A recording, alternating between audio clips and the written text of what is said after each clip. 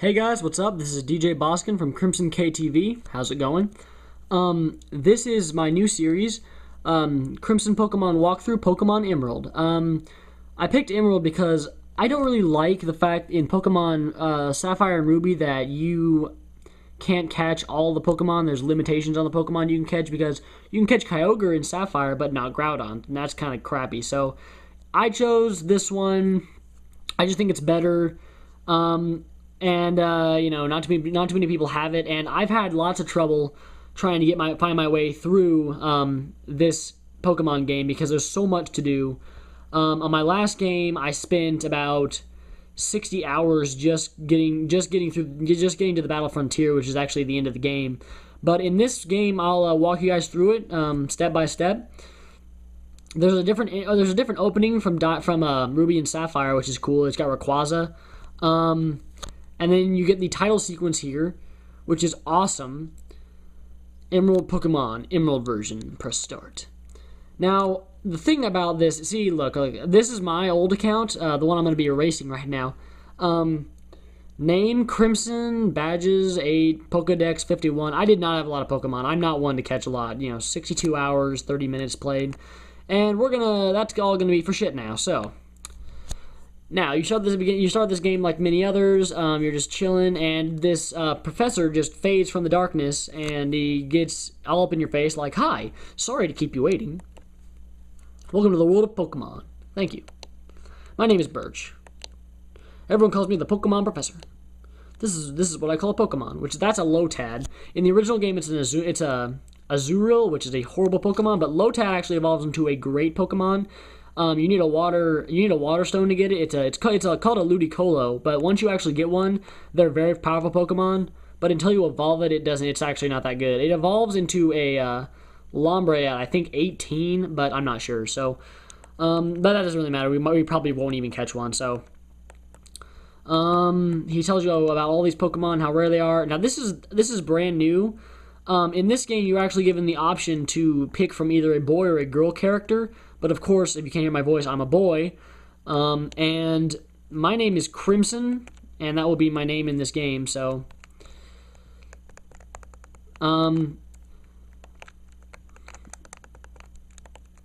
something that just doesn't add up to Pokemon games, like to me in Pokemon games, is that how did they not notice that there was another freaking region right next to them? Like, the Kanto people, the people that started out were like, yeah, we're all by ourselves in the world of Pokemon. And then they're like, oh my god, wait, there's another freaking region right next to us. And the people over there were like, yeah, what's up?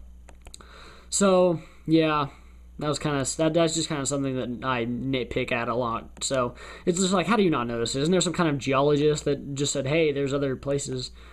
Or I don't know, maybe they just rise out of the ocean and it takes place thousands of years in the future after we colonate each one of them. But, that's just me. Sorry. And then you get to shrink. That's cool. That would scare the piss out of me. But in Pokemon, I guess that just happens. So you start out here in this moving van that your parents actually unsafely put you in. I mean, that's not safe at all. What if that drawer had literally fallen over on top of you? That's just this one right here. That would scare me. But, there's a box printed with logo on it, blah, blah, blah. You get out and, yeah, it's blue. I don't know why it's blue. It should be green. That'd be cooler, but it would blend in with the grass. But the thing I really want to know is where's the road that was traveling on? Like, did it just kind of... I mean, when you get a truck or a semi in Pokemon, do you just, like, blast through the routes, running over all the trainers and Pokemon on the way, going through the grass, splattering Pokemon up on your windshield, or how's that work? I don't know. That's kind of me, I guess. Yeah, then you get to check out your mom's room.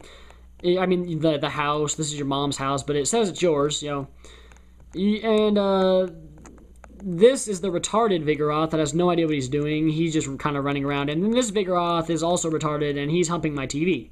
So, my TV is going to have Vigoroth fluids on it, which is gross. So, when you come up here, the first thing you should do, like, this is the kind of first time you can actually free roam in the game. This is the cool thing. The bed, you can lay in it. That's kind of funny. Something you should do, and this is actually something that was on a different video I had, or not a different video that I had watched, and it's actually a great point. What you should do is you need to go and change the text speed to fast, which I had already done, apparently. And then you need to also come over here and go in this PC right here, and you need to withdraw a potion, which potions are actually really handy in this part of the game because 20 HP for a little Pokemon that you're going to start with is actually really, really good. So do that. And your mom comes in. Crimson! Go set the clock in your room. So you can't leave until you've set this clock. And right now it is, one sec while I get my phone. Where the fuck is it? And right now it's 11 o'clock p.m. exactly, which that's just handy. So we're going to scroll over to the PMs, and there it is. Oh, wait, why the hell? Oh, yeah, I guess we have to. And this literally takes so long. I like the way it was in Gold and Silver, where you just kind of scrolled through the numbers, and that was that, and it didn't take 20 minutes to do. But, you know, that's just another thing I guess I'm prone to. Oh, my God, I went too far. And it is 11, so it's 11 o'clock right there. Sorry if this is some shitty-ass quality, guys. The sound might be shitty, and the actual camera angle might be crappy also, because I'm doing this by hand, because I don't have all those fancy editing tools that lots of other people have, but I still think that you can see it good enough, and you can hear my voice good enough to where it'll actually really help those of you that want to get through Pokemon Emerald.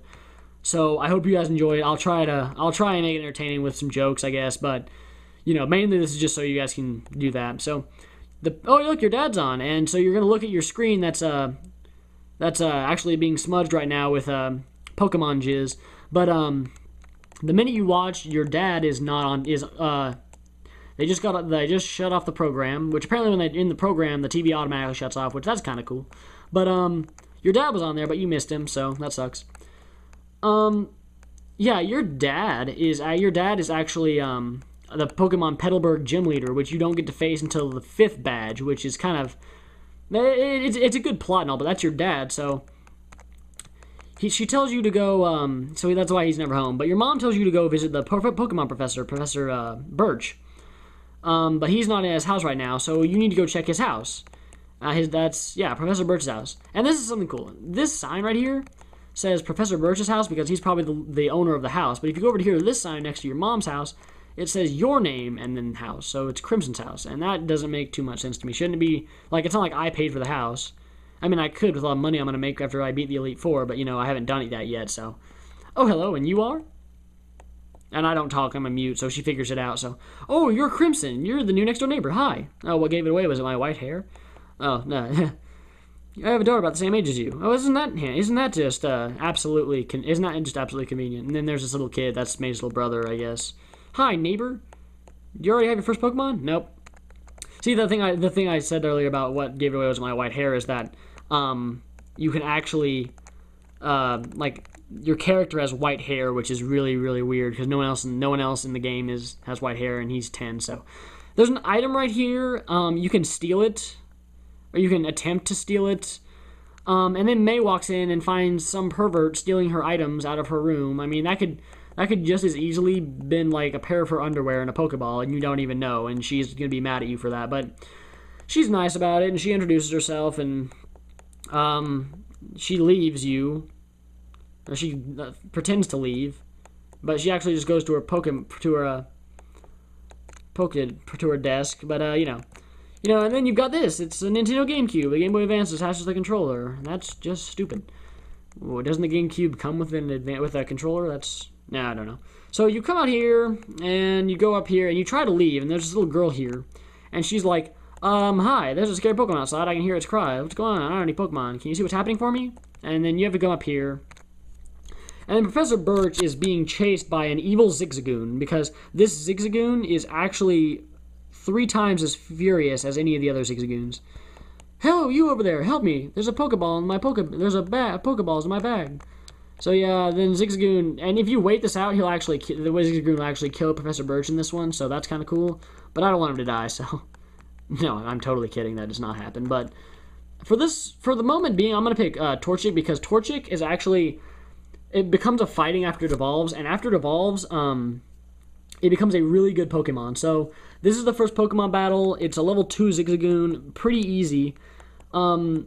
Scratch isn't as powerful as a Tackle or Pound that the other two Pokemon start out with, but after the Torchic becomes more evolved, then it really starts to get better moves, and you can get moves like Overheat from gym leaders, which can make your Pokemon better, and, you know, that's just really cool of that to happen. So you use Scratch, Zigzagoon, Feint, and you get 17 experience, which is a lot for a weak Pokemon like you. Whew! I was in tall grass studying Pokemon when I was jumped. Yeah, because that Pokemon jumped you, and he also pulled out his gat and shot you in the leg, right? You saved me. Thanks a lot. Oh. Hi, you're Crimson. All we gave it away was my white hair. This is not the place to chat. To our Pokemon lab, okay? Yeah, whatever. Professor Bird. So, Crimson, I've heard a lot about you from your father. Oh, did he tell you about my white hair? Oh, I'm sorry. I've heard that you don't have your own Pokemon yet. But the way you battled earlier, you pulled it off with an Apom. Whatever. I don't know. I think that's what he says. I don't even know. So he gives you the Torchic that you just got done using. You can give it a nickname, and I'm going to nickname mine, something cool, Volcanus. Yeah. I mean, lots of times I don't name my Pokemon anything cool. Like, I just like, randomly slam the keys, and whatever keys I pushed, that's the Pokemon's name. But I guess for now, since this is going to be on YouTube and all, and I just erased my freaking V, that pisses me off. But, I guess since this is going to be on YouTube and all, I'll go ahead and just, be kind to it.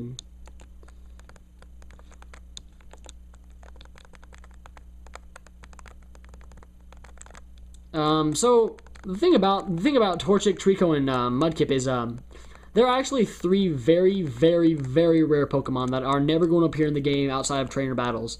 And they're not really rare in the sense that, like, oh my god, every trainer covets them and you need to have one. But they're more rare in the fact that if you actually ran into one in the wild on accident, you'd probably crap your pants from excitement. I mean, I know I would. I mean, that's just kind of me. But, I now have got my Volcanus, and he asked you if you want to go meet with May, and you say yes because you're nice, and May let you sniff her panties out of that Pokeball earlier, so it's the least you can do. So, but before we go, something kind of cool in here is I'm going to go in here and go to May's room because she's not in it right now, and I'm going to read her emails. Yep. I'm just going to hack May's computer, read her emails, and then I'm going to sleep in her bed. And I'm actually going to masturbate into. Yeah. Okay, now that that's over with. And now we're going to go. And May's mom knows nothing of what I've done in her room. So, now this is your first way to... This is the first time you get to explore anything, Route 101. And there's actually grass. And you can train up your Pokemon in here if you want. I am not really going to, but you know, you can. If you go to the first time over, you get to see your first Pokemon Center and your first Pokemart, but you need to talk to this lady right here. She works at the Pokemart, and if you go with her, she actually shows you what the Pokemart is, where the Pokemart is, and she will give you a potion as a sample, which is cool of her because potions are really handy. Because, like I said, you don't have very much HP at the very beginning of this game, but then you come up here, and our first wild encounter, and let's see what we're up against, folks. A Poochyena, level 2. Yeah, awesome.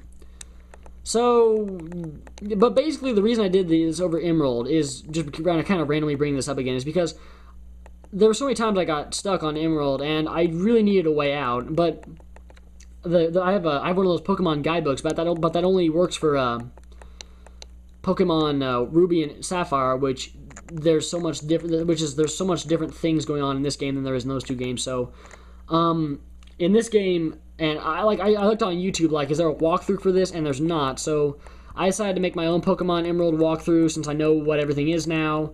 And I think this might really help out some people that are new to playing Pokemon Emerald, or just really need some help if they're stuck on a part they really don't know where to go. It just makes everything a little bit easier. So, you can thank me later, I guess. Okay, I just shat on that Zigzagoon, and I'm going to level up this time, I think, to level 6. Yep. And after this, I think at level 8, I think he learns his first Pokemon attack move, other than Scratch. But for now, I'm going to go ahead and potion him up. And we'll take on May in the next video. So thank you guys for watching. I'll see you guys next time. Later.